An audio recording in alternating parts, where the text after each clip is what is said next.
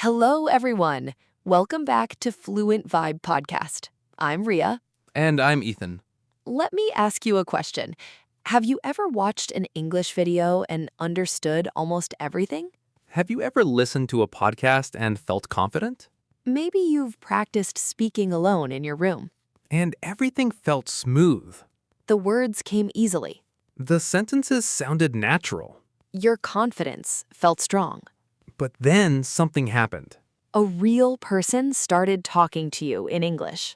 And suddenly, everything changed. Your mind went blank. You forgot simple words. Your heart started beating faster. And speaking English suddenly felt difficult. If this has happened to you, you're not alone. In fact, this is one of the most common experiences among English learners.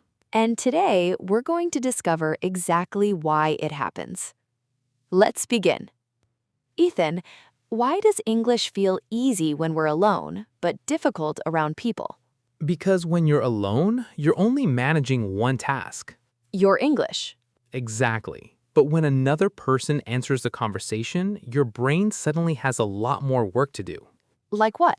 Listening, understanding, thinking, choosing words, watching reactions, managing emotions, responding quickly. That's a huge amount of mental activity. Exactly. And all of it happens within seconds. Let's imagine you're practicing alone. Okay. You describe your day in English. No pressure. No interruptions. No judgment. No time limits. Your brain feels safe. And because it feels safe, English feels easier. Exactly. Consider now a real conversation. A completely different experience. Someone asks you a question. And immediately, your brain starts evaluating the situation. What if I make a mistake? What if they don't understand me? What if I sound foolish? What if I forget a word? And suddenly, the conversation feels like a test. Exactly, even though it isn't. So the problem isn't always English itself. Often it isn't. It's pressure. Exactly, social pressure. Interesting.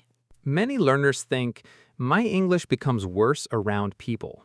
But that's not actually true. Not usually. Your English knowledge doesn't disappear. Your access to it becomes harder. Because anxiety gets involved. Exactly.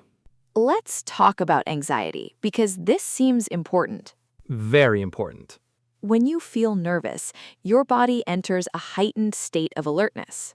Meaning your heart beats faster, your breathing changes, your muscles become tense. And your attention narrows.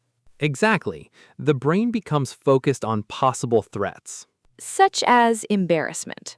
Or judgment, or rejection. Even if those threats aren't real. Exactly. That's fascinating. And here's the surprising part. The fear often has nothing to do with English. Really?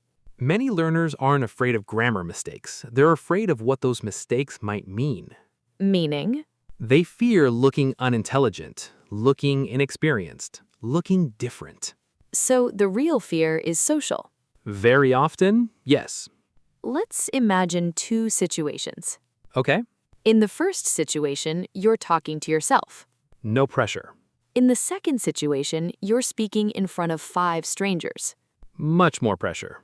Yet, your English knowledge remains exactly the same. Exactly. Only the environment changed. That's powerful. Because it proves something important. What's that? The problem isn't always your English level. It's often your emotional state.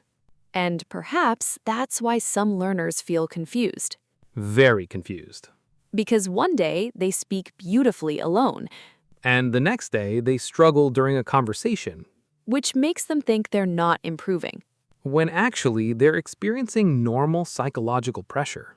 That's such an important insight. Because understanding the problem is the first step towards solving it.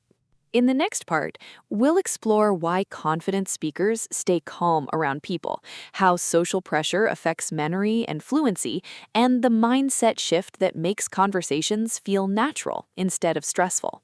Because the biggest reason English feels difficult around people hasn't been fully revealed yet. To be continued.